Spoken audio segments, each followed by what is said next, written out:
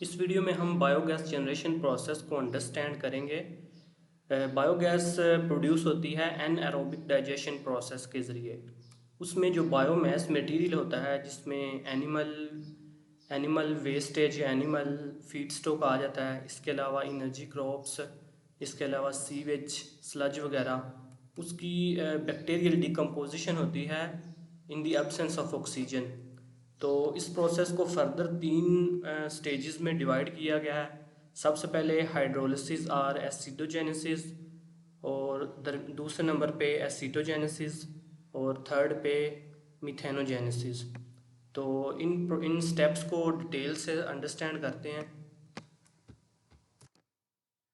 तो सबसे पहले जो बायोमास मटेरियल है जो कि प्रोटीन्स, कार्बोहाइड्रेट्स और फैट्स पे मुश्तमिल होता है, जो कि सिंपल बिल्डिंग ब्लॉक्स हैं अमाइनो एसिड के, फैटी एसिड्स के और शुगर्स के। तो जब जो बायोमास मटेरियल है ये बायोगैस रिएक्टर के अंदर इसको डाला जाता है, तो सबसे पहले एसिडोजेनेसिस प्रोसेस होता है या फिर हाइड्रोलिसिस को बोलते हैं।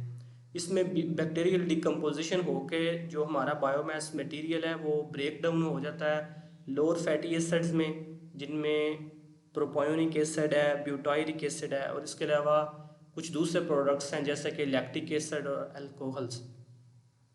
उसके बाद एसिटोजेनेसिस प्रोसेस होता है।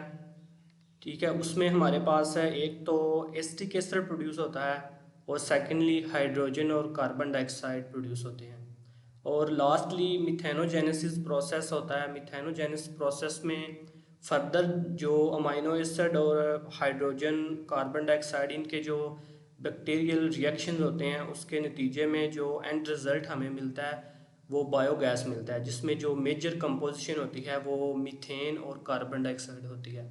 इसके अलावा कुछ दूसरे जो बाई प्रोडक्ट्स हमारे होते हैं वो भी कुछ स्मॉल अमाउंट्स में प्रेजेंट होते हैं। नेक्स्ट स्लाइड में हम बायोगैस की कंसंट्रेशन या कंपोजिशन को देखते हैं।